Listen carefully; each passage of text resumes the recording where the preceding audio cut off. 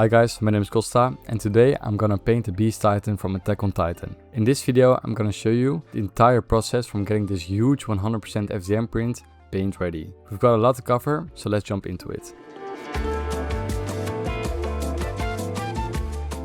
Right away you can probably tell this print needed quite a bit of work before any paint could touch it. Some of the parts didn't fit perfectly, there were gaps all over the place, one section of the arm actually snapped off, and because of the way the fur sculpted, I had to compromise on print orientation. No matter how I rotated it, some areas were always going to end up with some pretty nasty scarring. I just picked the orientation that gave me the best overall quality. While working on this project I also discovered something pretty interesting, and that is a soldering iron.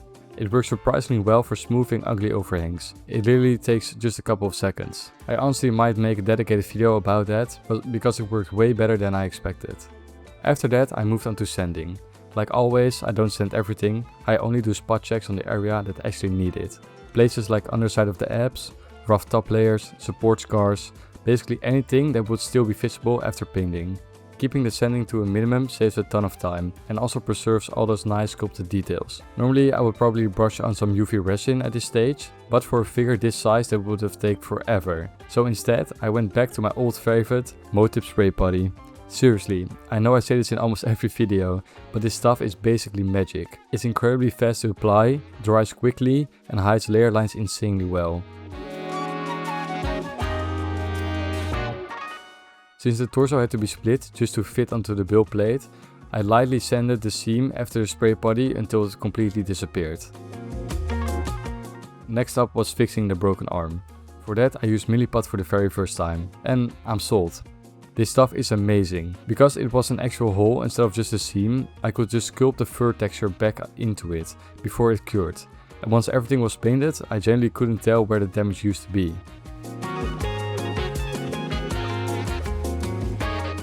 After that I used my candle technique to remove the remaining stringing. Just be careful not to hold the flames too close. Thin details can melt way faster than you think.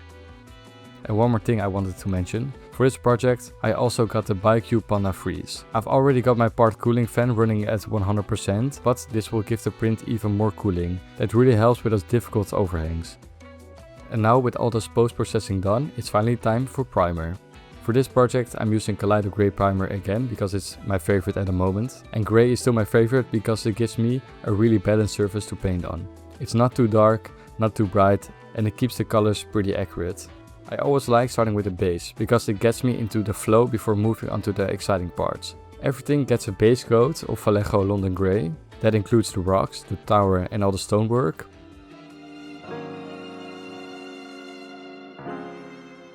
And once that's dry, I apply a black wash into every crack and shadow with my airbrush. This immediately gives the whole base much more depth.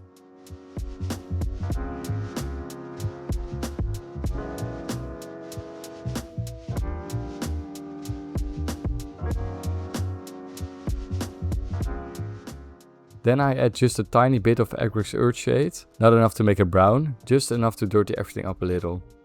Then I will grab my makeup brush for some dry brushing. First with Stonewall Vallejo Grey.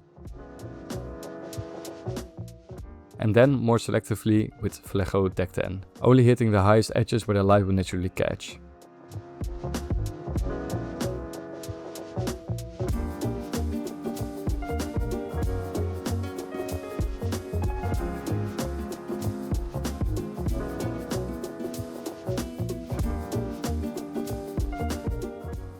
For the roof I used a very watered down coat of Vallejo Carmine Red.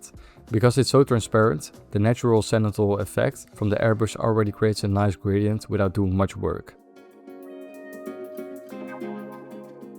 And for the smoke effects I simply just kept the primer color and just sprayed Citadel Griff Charge Grey from a downwards angle up, and then use Citadel Skeleton Horde just to tint it a little. Unfortunately I lost the footage of painting the rooftops and trees. Which honestly isn't the worst footage to lose, because it was pretty boring, but still, it's a bummer. The rooftops got a very watered down base coat of Vallejo Carmine Red, and then they were shaded with Citadel Carroburg Crimson. The bottom parts of the trees were painted using Citadel Cygor Brown, which I also used on the wooden planks. For all those trees I started with Vallejo Flat Green.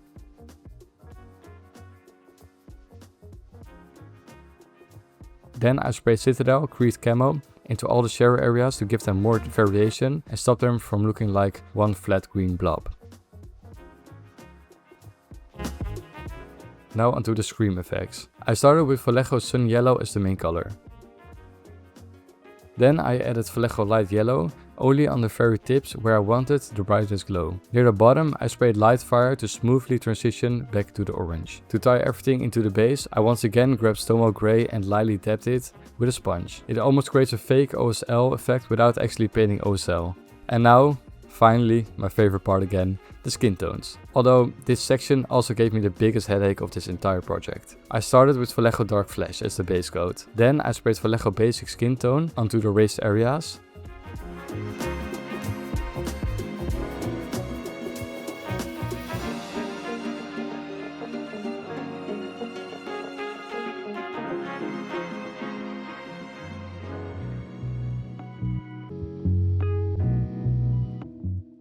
And for the shadows I want to use Vallejo German Orange with a tiny bit of red ink to it. And that's where mistake number 1 happened. It looked way too pink and way too clean. He looked more like he just got a skincare routine than someone who's been throwing rocks at people for years. So I basically started over.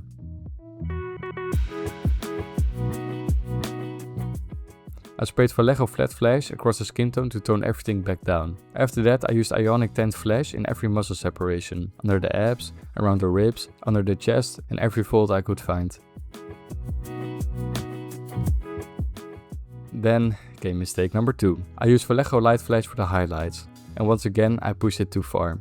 Luckily this was easy to fix.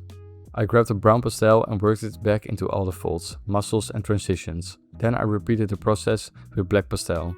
This not only darkened everything back down, but also made the skin look much dirtier and more natural. Exactly what I wanted for the Beast Titan.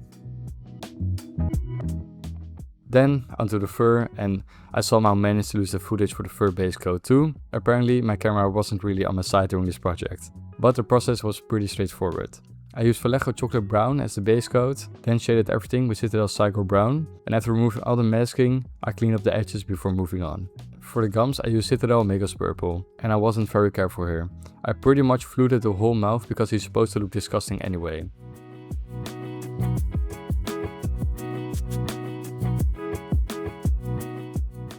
Then I grabbed Glamour Flash and I glazed this into his lips, inside the ears, around the wrinkles and every fold on his face.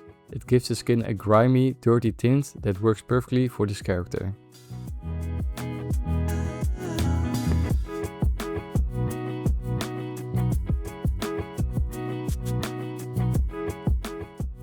For the eyes, I painted the eyeball black first. Then I used Vallejo Deck Tan as the base for the iris. Putting red straight over black usually gives you a muddy color, so this helps keep everything vibrant.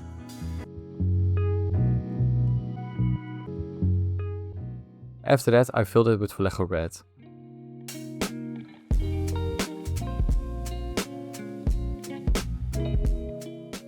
Then added Vallejo Orange Fire right into the center to create a glowing effect. For the teeth I used Vallejo White Grey. One little tip here, paint every tooth individually. Don't just paint the whole mouth white, otherwise you will lose all that contrast from the gums. To finish them off I glazed Citadel Skeleton Horde over everything. And let's be honest, the Beast Titan definitely doesn't have those perfectly white Hollywood teeth. To finish the fur, I lightly dry brushed Vallejo Golden Brown across all the raised strands. This was honestly one of those moments where the whole model suddenly came alive. The extra contrast made a huge difference.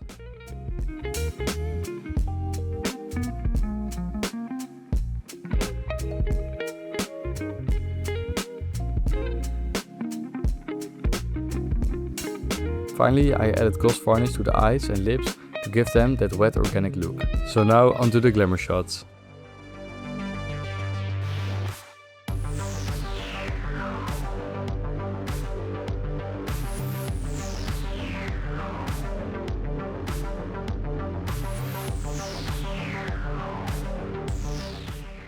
This project is really special to me. Not only is it the biggest figure I ever painted so far, but Attack on Titan is also my favorite anime of all time. And I couldn't be happier with how this one turned out. There were definitely moments where I thought this project was fighting back harder than I was finding it, but seeing everything assembled made all of that worth it. Pictures honestly don't do this thing justice. He's absolutely massive in person and easily the biggest figure I've painted so far. If you enjoyed this video, don't forget to leave a like and subscribe. Thank you so much for watching and I'll see you guys in the next project.